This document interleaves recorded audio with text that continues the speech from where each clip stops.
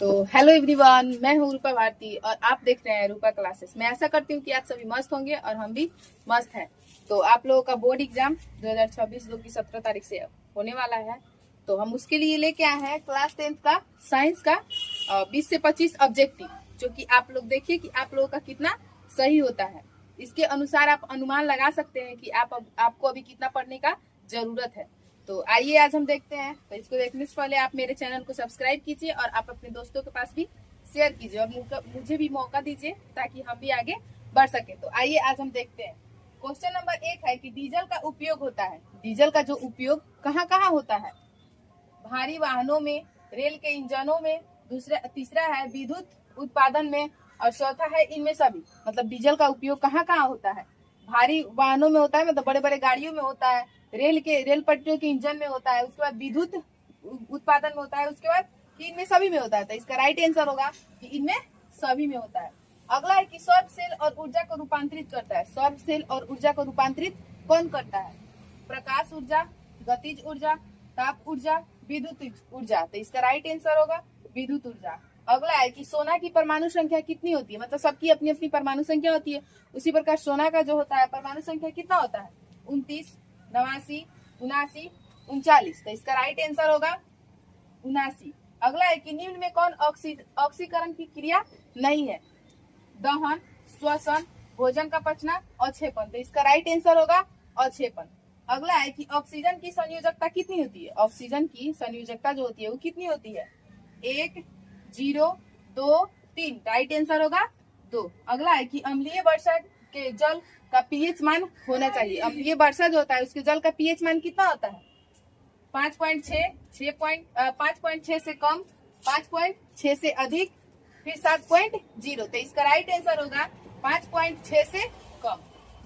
अगला है कि चींटी के डंक में कौन सा अम्ल पाया जाता है? चींटी जो होता है उसके डंक में, मतलब कि उसके पंख जो वो डंक मारता है, मतलब कि काटता है, उसका पंख जो होता है उसमें कौन सा अम्ल पाया जाता है? इथेनाइक अम्ल, सिट्रिक अम्ल, मिथेनाइक अम्ल, ऑक्जेलिक अम्ल। तो इसका राइट आंसर होगा मिथेनाइक अम्ल। अगला है कि प्रोटोजोआ उत्सर्जित पदार्थ एक निष्कासन कैसे करता है? प्रोटोजोआ का जो पदार्थ निष्कर्ष होता है, निकलता है, वो कैसे करता है? प्रसारण के द्वारा, विसरण के द्वारा, अवशेषण के द्वारा, अगला है निष्कासन के द्वारा। तो वो जो होता है विसरण के द्वारा करता है। अगला है कि मनुष्य के शरीर की सबसे बड़ी ग्रंथि क्या होती है? मानव का जो शरीर होता है उसका सबसे बड़ा ग्रंथि कौन सा होता है? उसके शरीर का सबसे बड़ा ग्रंथि कौन सा होता है? अग्न्याशय, अंडाशय, एड्रिनल और यकृत। तो इसका राइट आंसर होगा यकृत, जिसको हम क्या कहते हैं? लीवर कहते हैं। वो इंसान के सबसे शरीर का सबसे बड़ा ग्रंथि होता है।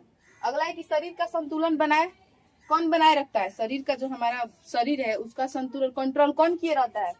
सेरिबेलम, क्रेनियम, मस्तिष्क स्टेम और सेरिब्रम। तो इसका राइट आंसर होगा, मतलब मस्तिष्क का जो सेरिबेलम होता है वो होता है। तो इसका राइट आंसर होगा सेरिबेलम। अगला है कि किशोरावस्था में होने वाले शारीरिक परिवर्तन का कारण क्या होता है? मतलब कि यंग अवस्था, मतलब किशोरा अवस्था में जो होता है उस शरीर में अनेक प्रकार का जो होता है बदलाव होता है। लड़की में भी होता है, लड़का में। तो उसका कारण क्या होता है?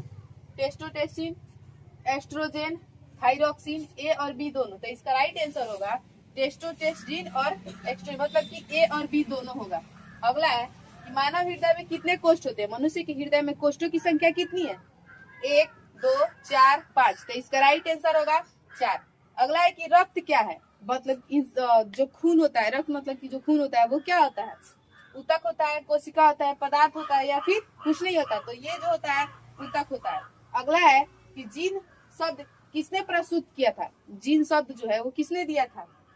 मेंटल, डार्विन, जोहानसन और लेमैक। तो इसको जो है जोहानसन ने दिया था। जोहानसन ने जीन शब्द का जो है वो 1909 में दिया था। और डीएनए के इकाई को हम जीन कहते हैं।